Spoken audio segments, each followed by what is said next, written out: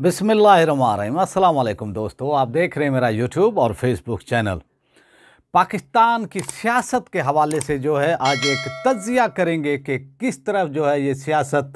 जो है पाकिस्तान की इलेक्शन के हवाले से, और जिस तरह से जुल्म व सितम जो है तहरीक इंसाफ इमरान खान की पार्टी के साथ किया जा रहा है, मेरे ख्याल में ये पाकिस्तान की तारीख़ में, सियासी तारीख़ में जो है इस तरह का किसी भी पार्टी से सलूक नहीं किया गया। इस पर जो है वो तज्जिया करेंगे और खुलकर वो तज्जिया करेंगे कि आगे जो है पीटीआई क्या करेगी, पीटीआई के साथ क्या हो सकता है। इस हवाले से जो है आज आपसे बात करेंगे और पाकिस्तान सुन्नी तहरीक के हवाले से भी बात करेंगे कि पाकिस्तान सुन्नी तहरीक के सरबराह सरवत इजाज़ कादरी साहब ने जो है कागजात नामजदगी जो है जमा करा दिए हैं NA-233 से, यानी 233 NA-233 से उन्होंने कागजात जमा कराए हैं कराची में। इस हवाले से भी बात करेंगे कि पाकिस्तान सुन्नी तहरीक इस वक्त और ये जो इलेक्शन हो रहे हैं 8 फरवरी को, इसमें क्या सरप्राइज़ दे सकती है,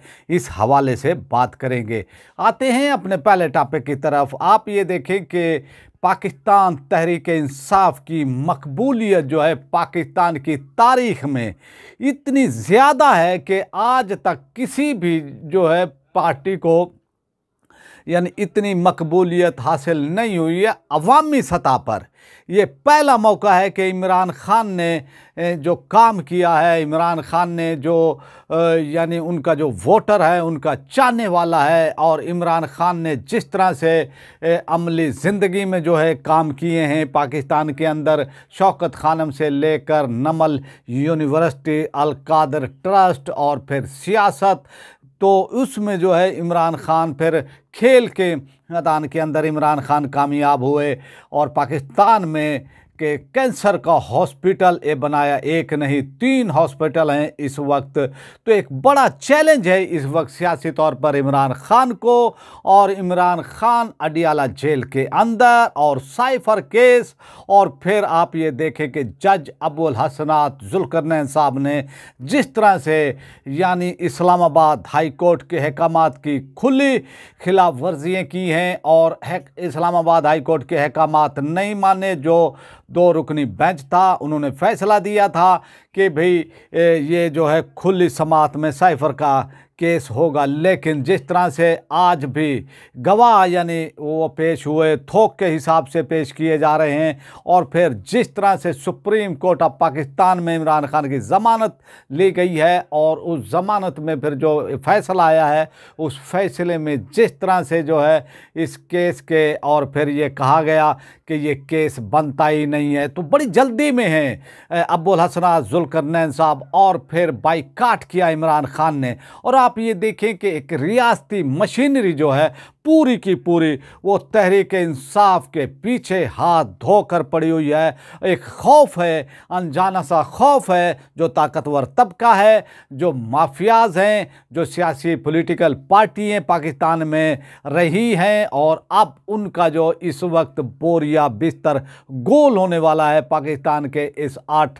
फरवरी के इलेक्शन में। अब जो है वो कोशिश कर रहे हैं कोई धौंस, धांधली, धमकी और जो भी जबर इस्तेमाल किया जा सके वो जबर इस्तेमाल वो करके 8 फरवरी के इलेक्शन को जीता जाए। बिलफर्ज मैं आपको ये कह सकता हूँ इमरान खान को नाअहल वो करार दे दिया जाए, इमरान खान की पार्टी को बल्ले का निशान ना दिया जाए, और फिर उनकी पार्टी को इलेक्शन में हिस्सा ना भी लेने दिया जाए, तो क्या पाकिस्तान के अंदर यानी इस्तेहकाम आ सकता है, सियासी इस्तेहकाम आ सकता है? मेरे ख्याल में सियासी इस्तेहकाम नहीं आ सकता है, और ये सियासी इस्तेहकाम फिर 8 फरवरी के बाद, इलेक्शन के बाद मज़ीद बढ़ जाएगा और इमरान खान फिर मज़ीद ताकतवर हो जाएगा। तो बेहतर ये है कि जो हमारे ताकतवर हल्के हैं, हमारी सियासी पार्टियां हैं, पॉलिटिकल सियासी पार्टियां हैं, उनको चाहिए कि तमाम को जो है इस तरह की, अगर वो जीत कर आ भी जाते हैं, यानी ये पॉलिटिकल नून लीग जीत कर इलेक्शन में आ भी जाती है, इस तरह की धौंस धांधली एक करके रियासती ताकत इस्तेमाल करके, क्या वो फिर अपनी हुकूमत चला पाएंगे? तो मेरे ख्याल में तो नहीं है कि वो चला पाएंगे। और अवाम के अंदर इस वक्त रिएक्शन है, अवाम के अंदर गम और गुस्सा है कि जो लोग अवाम के नाम पर, रियासत के मालिक जो हैं वो अवाम है, लेकिन ये माफिया जो है इस वक्त रियासत के मालिक बन गए हैं। ममलकत खुदादाद पाकिस्तान के ये लोग जो हैं यानी मालिक वो बन बैठे हैं, चाहे नौकरशाही हो, चाहे हमारे इस्टेब्लिशमेंट हो, चाहे हमारे यानी ताकतवर और दूसरी पॉलिटिकल पार्टियां हों या फिर माफियाज हों। 75 साल से इन्होंने बस अपना ही ये सोचा है, अवाम का नहीं सोचा। अवाम को आज भी साफ पानी नहीं मिल रहा है, अवाम को आज भी उनके बुनियादी हकूक़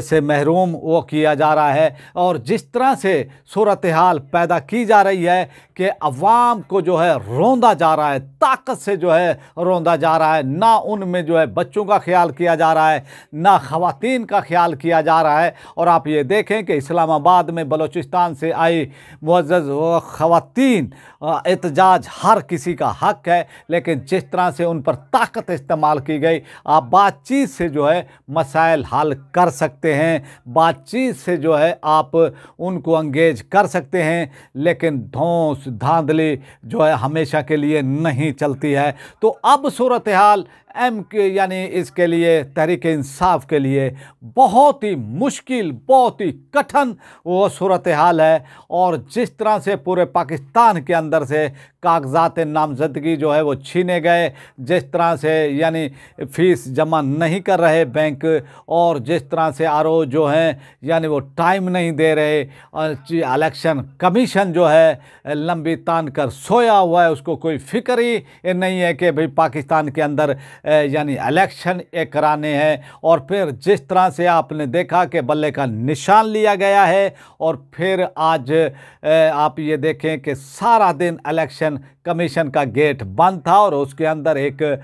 यानी पॉलिटिकल पार्टी जो अब जदीद बनी है, नई पार्टी बनाई गई है, उसके लोग जो है मीटिंग कर रहे थे, और वो लोग जो है ये कह रहे थे कि भाई हमें ये बल्ले का निशान दिया जाए, और हमें लोगों ने भेजा है। तो आप समझते हैं कि किन लोगों ने भेजा है। लेकिन पाकिस्तानी कौम इस वक्त फैसला कर चुकी है, पाकिस्तानी कौम इस वक्त तहैया कर चुकी है। अब जो है इस निज़ाम में, इस निज़ाम के तहत जो है जो उनके हकूक़ पर डाका डाला गया है, 75 साल से जो है उनको किसी न किसी यानी उसके पीछे लगा दिया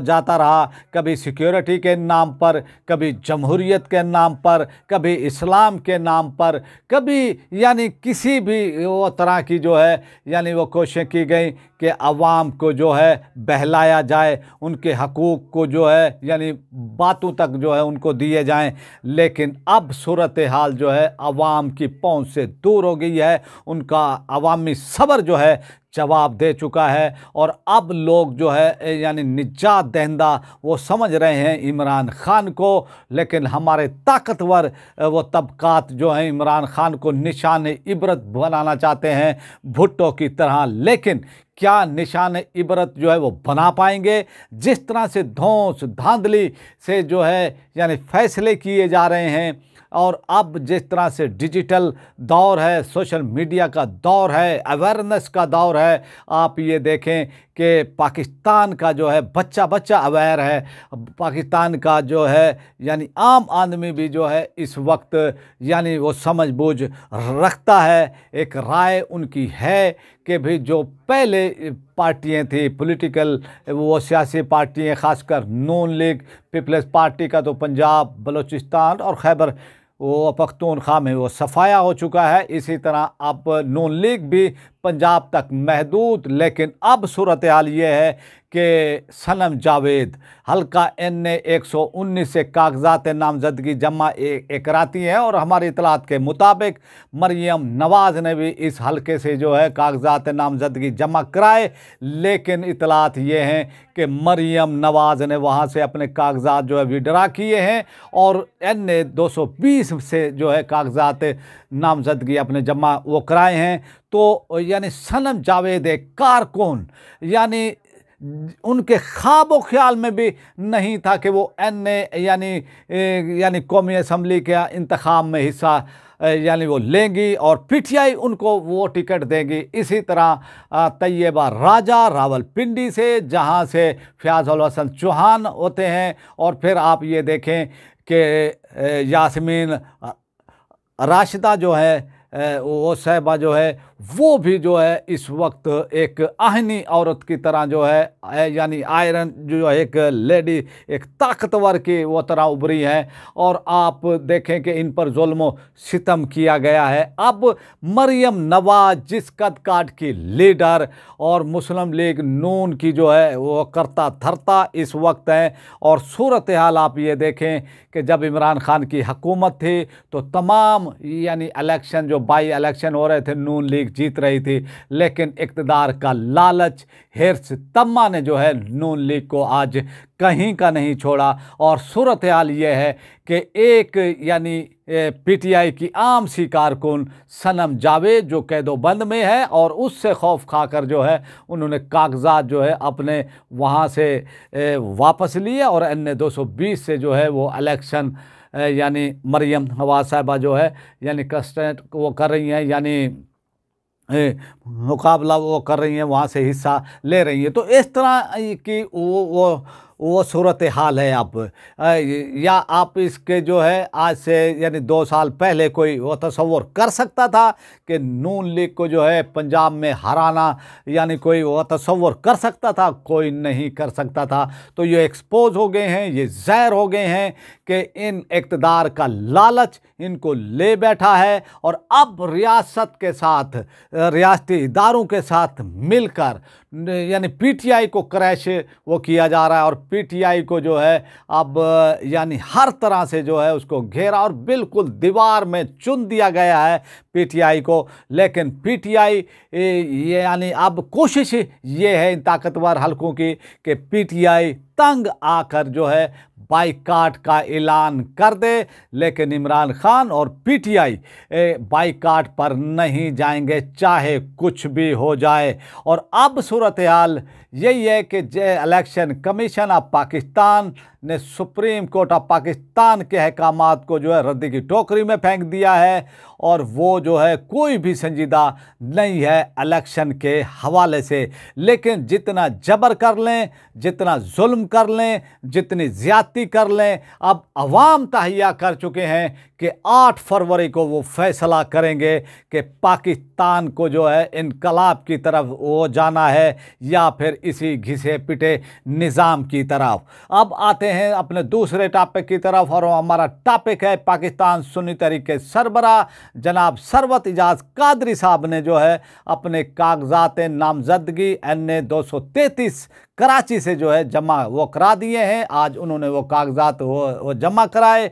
और इस तरह से जो है उन्होंने हिस्सा लेने का जो है ऐलान किया है पाकिस्तान सुन्नी तहरीक ने। पाकिस्तान सुन्नी तहरीक की तारीख कराची के हवाले से और जिस तरह से कुर्बानियाँ दी हैं पाकिस्तान सुन्नी तहरीक ने इस शहर कराची में हकूक़ अहले सुन्नत के हवाले से, अहले सुन्नत के लिए वो किसी तारुफ की मोहताज नहीं है। और आप ये देखें कि जब पाकिस्तान सुन्नी तहरीक ने इलेक्शन में हिस्सा लेने का ऐलान किया था 2002 में, तो उस वक्त भी जब MQM का तूती बोलता था तो उस टाइम भी पाकिस्तान सुन्नी तहरीक ने कराची के तकरीबन हर हलके से उम्मीदवार खड़े किए थे और खातिर खा वोट हासिल किए थे। अगर 1-2 उस वक्त पाकिस्तान सुन्नी तहरीक सीटें निकाल सकती थी अगर अहले सुन्नत का वोट तकसीम ना होता। तो अब सूरत हाल फिर वो देखते हैं कि पाकिस्तान सुन्नी तहरीक के सरबराह सरवत इजाज़ कादरी और पाकिस्तान सुन्नी तहरीक के लिए एक सुनहरी मौका है कराची के अंदर कि वो अपनी जो है सीटें निकाल सकें। इस वक्त अगर कोशिशें की जाएं, भरपूर कोशिशें की जाएं इस हवाले से जिस तरह से वो कराची में MQM का हाल है और जिस तरह से PTI के साथ यानी सलूक वो किया जा रहा है, तो पाकिस्तान सुन्नी तहरीक के लिए जो है एक बेहतरीन मौका कि वो कराची से जो है अपनी सीटें निकाल सके। तो इस हवाले से जो है अभी वो कागजात वो जमा वो कराए हैं, तो हम फिर पाकिस्तान सुन्नी तहरीक पर यानी अपने तजिए तबसरे वो करते रहेंगे, और जैसे जैसे इंतखाबी मुहिम आगे ये बढ़ेगी आपको आगाह वो करते रहेंगे। अब आपसे चाहते हैं इजाज़त, और आपसे रिक्वेस्ट है जिन्होंने मेरे चैनल को सब्सक्राइब नहीं किया है वो मेरे चैनल को सब्सक्राइब कर लें, बेल आइकन को प्रेस कर दें, वीडियो को लाइक भी करें, इसको ज़्यादा से ज़्यादा शेयर भी किया करें, और अपनी राय का इजहार हमें ज़रूर यानी वो दिया करें, ताकि हमें आपका जो फीडबैक है वो मिलता रहे। अब आपसे चाहते हैं इजाज़त। पाकिस्तान जिंदाबाद।